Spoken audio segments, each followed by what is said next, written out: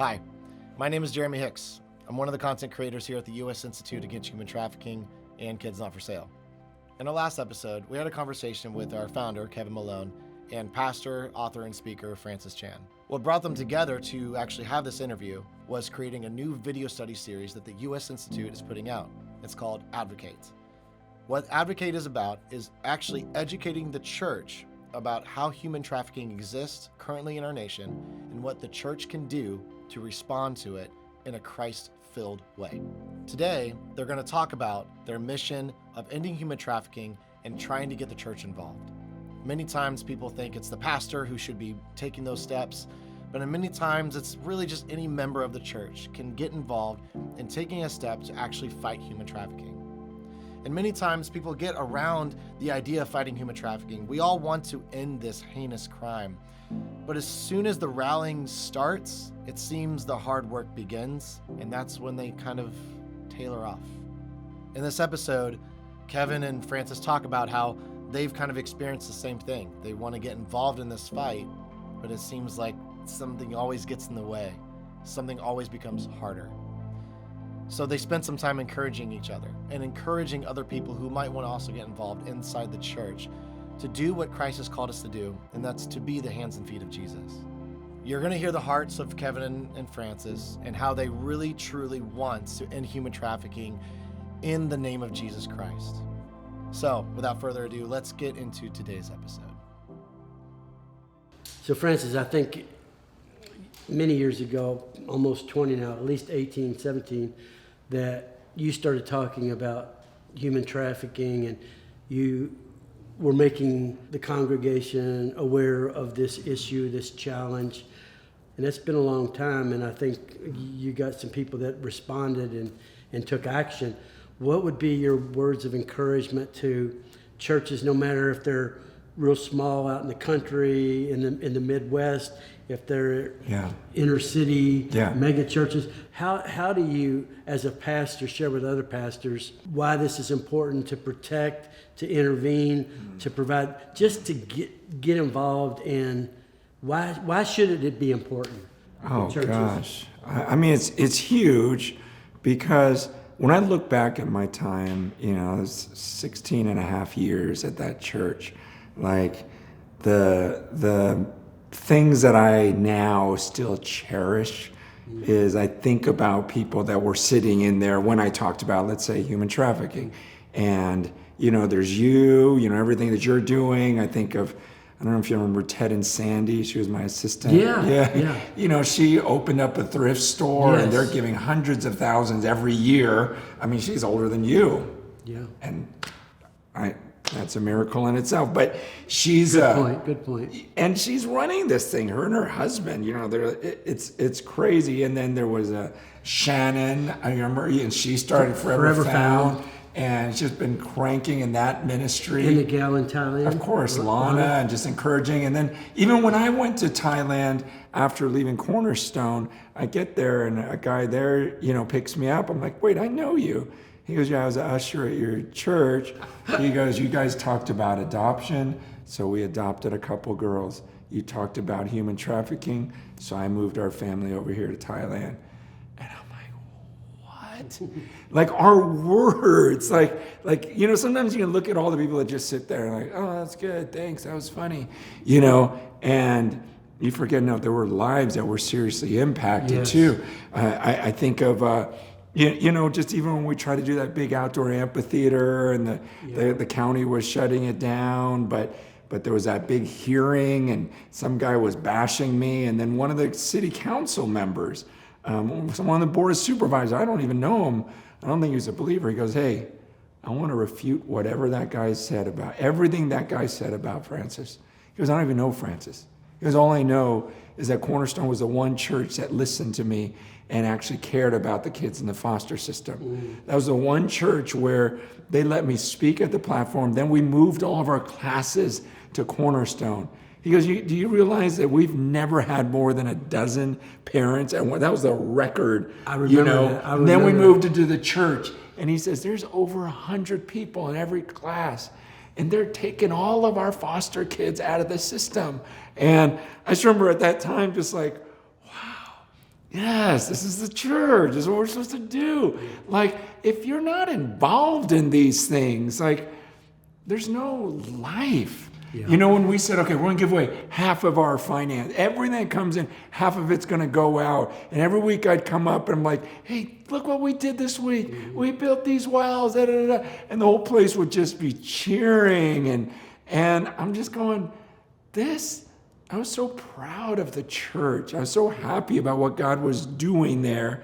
And I know that a lot of churches are in tough times now, COVID, everything else, but that's no excuse. Like, God sees when we care for those who are in need. Mm-hmm. And he will bless the church that goes, I don't even know how we're going to pay the bills, but I can't let these guys starve either.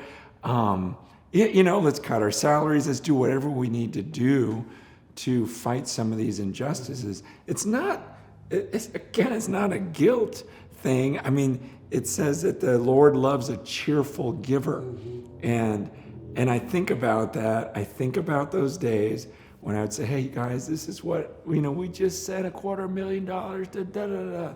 And everyone starts cheering and I'm like, we're cheerful givers. Like, we love doing this. Like, it's a joy. And I don't know where my life would be if I hadn't spent it on the poor. Mm-hmm. Like, my faith, my joy. That's when my wife and I look at each other and go, do you know anyone happier than us? Mm-hmm. And we're both like, no. After 30 years of marriage, it's like, but if we hadn't done that. So here's what I get. Sometimes I'll take this message of the fight about child sex trafficking to various pastors, and a lot of times I get, we're doing too many other things. But I revert back to the Bible. All the occasion it talks about widows and orphans. Mm-hmm. I believe in my heart that the trafficked kids in America today are modern day orphans. Mm-hmm. They've either run away, they're from foster care, a few have been abducted, but they're in the technical terms, and I've done a lot of research on this because I believe that it's a mandate from God that we're to take care of widows, the orphans.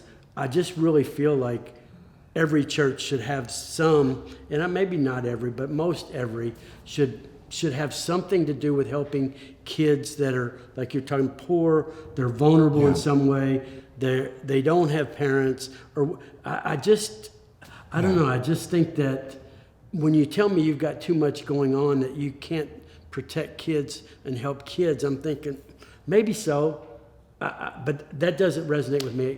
I don't know, maybe you can help me understand that. Well, I will say pastors nowadays are under so much pressure that, there's such a lack of unity in churches. Everyone comes as an individual, and everyone's got their own agenda. And so I do feel for pastors today. Everyone comes in going, you should care about this, you should care about this, you should care about this. And they are just like livid about it. And, whether it's race, whether it's finances, whether it's, some other injustice, there's a lot of that going on. And churches are splitting because of it. And meanwhile, they're also trying to fight just this sexual, revolution type of, freedom. And they've got people warring with them at that. So it's just, I agree, like, we've got to care about this, but I'm also really burdened for the church as a whole right now. It's a tough time to be a pastor. I don't know how it always works, but if I'm a pastor and I do have a lot on my plate, and I do agree with you, they really do, but there probably is someone in the congregation, someone in the membership that has been gifted, or if they were trained or equipped or understood, were made aware that just that one person in that church could help one kid or a bunch of kids, or there's something they could do. So I'm not saying the whole church has to be their primary focus, but I do believe, I just don't oftentimes even hear a pastor just present it to your people. Just Yeah. say, here's an issue, a challenge. I don't know if, but see if anybody. I get it. But I think that's the beauty of this series, Advocate. It's the idea of, the pastor doesn't have to Right. make everyone do everything. That was the frustrating thing for me when I had the big church, was just like, I had to spearhead everything, versus now it's just a different world. Mm-hmm. And so someone could watch this series and then bring some friends over to the house. Right, Oh man, I went right. through this, and let it spread that way. And we don't have to put all the pressure on the head guy who's already. One of the things I think great about you being part of this series is your ability to communicate well with the younger generation. Yeah. I really think the 20-somethings, maybe the 30-somethings, but the 20-somethings and teens, I think this is something that resonates with them, and the ability to learn more about it and to be equipped and trained and understand what it looks like. I think you've shown throughout your life that you have a real gift to be able to get students to, one, not only hear, but to respond and take action. And I think this is the group of people in America now, the young 30s, the 20s, and maybe the teens, that if we can get them engaged in this fight in the youth groups or the young singles or whatever it is, I think these are the people that can really make a difference, these young people. It is, and that's why I spend a lot of time with them. At the same time, they need examples of older people who are still living by faith, and that's where the church has been so backwards. That the young people do all the crazy stuff, and then as they get older, they have a kid, and it's like, oh, I have one kid, I better just stay at home and protect him, and versus like, no, you want to take those kids on this journey. You want to show them a life that takes some faith and risk. So we really need the whole church to come together, because it's not going to be sustainable unless the older people are willing to jump in with that younger crowd. Yeah. When I think prayer, if a church can't do anything, they can do the most important thing, and that's pray. Pray for this fight. Pray for the people. I need covering, because when you're out there pounding it and getting after it, there's a lot of stuff that comes at you, and I need the covering of prayer from people in churches. I really, as you know, we both know the power of prayer. I've seen it miraculously heal my son. I've seen it miraculously heal my wife from cancer. I've seen the power of God, and I think a lot of times it was began by people praying. And I remember when my son overdosed and they were trying to get us to pull his feeding tube. The most important thing I knew was to reach out to everyone I knew that knew God and ask them to pray for him. So to me, prayer is probably the most important, it is in my opinion, the most important help that anyone in this fight can provide. And if that's all you can do, that's a whole lot. And I'll accept everyone's prayers now, because this spiritual battle is it's challenging. So the power of prayer is so important. Francis, one of the questions I have, I think is important, that I am challenged with often is sharing what's happening in regards to human trafficking, child sex trafficking. And oftentimes people maybe hear me, maybe they don't, but it's that situation where out of sight, out of mind. So unless it's consistently in their face or they're hearing about it, it gets put on the shelf. So again, how do you, from a biblical perspective, how do you deal with the out of sight, out of mind attitude? Well, I think about Haggai, chapter 1, when God says, hey, you guys are trying to earn all this money, but you put it in these purses with holes in it. He goes, you want to know why? Because I'm blowing it away. You want to know why I'm blowing it away? Is because you're sitting in your paneled houses while the house of God remains in ruins. And it wasn't that it was out of sight. They chose to make it out of sight. and look at their own houses like, honey, what kind of curtains should we have? Meanwhile, the temple's in ruins. And God's saying, I'm gonna make a wreck of your life because you're just focused on yourself and your stuff. We live in a digital age where nothing has to be out of sight. You see things you don't want to see. Yeah. But it's just, we have to make a choice to look for opportunities. I get it. It's not going to hit you every day. But it could if you choose to dwell on it. See, that was the sin of those people in Haggai's day, was it's like you're looking at your own four walls of your house, and you're making it nicer and nicer and nicer, and yet you don't care about the things that I care about. We just don't want to be people like that. And it's very easy to go, oh, I forgot. Well, no, you chose. You chose to build your own kingdom rather than what God says is seek first his kingdom and his righteousness. All that other stuff will come to you. God will take care of you, but you have to seek his kingdom first. And sadly, we live in a time when people don't want to think about it. I get it. There's times when it's, nighttime, it's been a long day, and it's like, let's just watch something. Let's watch an old Saturday Night Live rerun. I don't want to think seriously. And I think that's where a lot of people are, is we don't want to think about this. Come on, my life is already tough. Yeah. Because they don't see the life.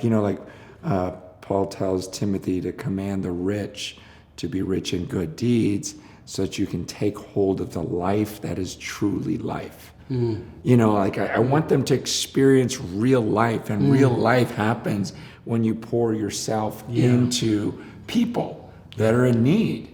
It's a beautiful thing, yeah.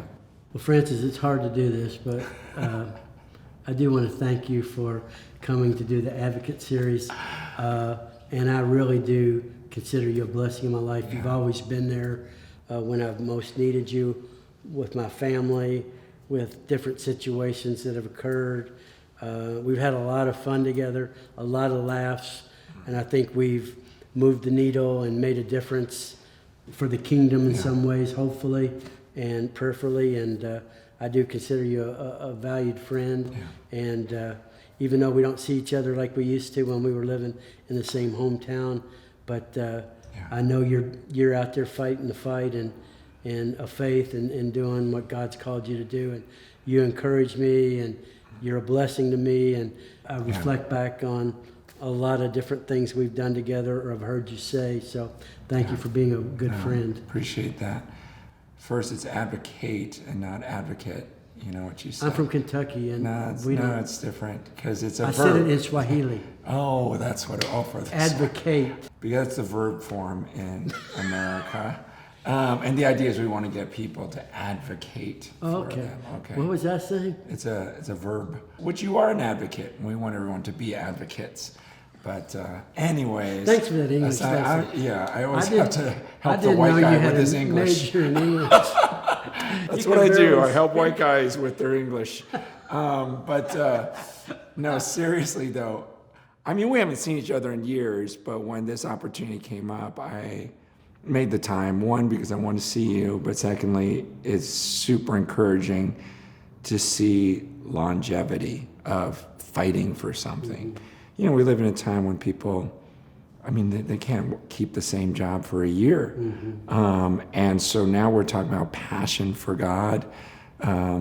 It's just kind of this roller coaster for people. So for you to advocate, for those who don't have a voice still, and some of our friends back in the day that are still doing it to this day, 15 years later, man, that fires me up. And I hope that what we're doing here gets another generation to not go, oh, I felt emotional for a month, but now I spent the next 15 years of my life actually going after something, the mission of God. So, man, thanks for having me. Thank you.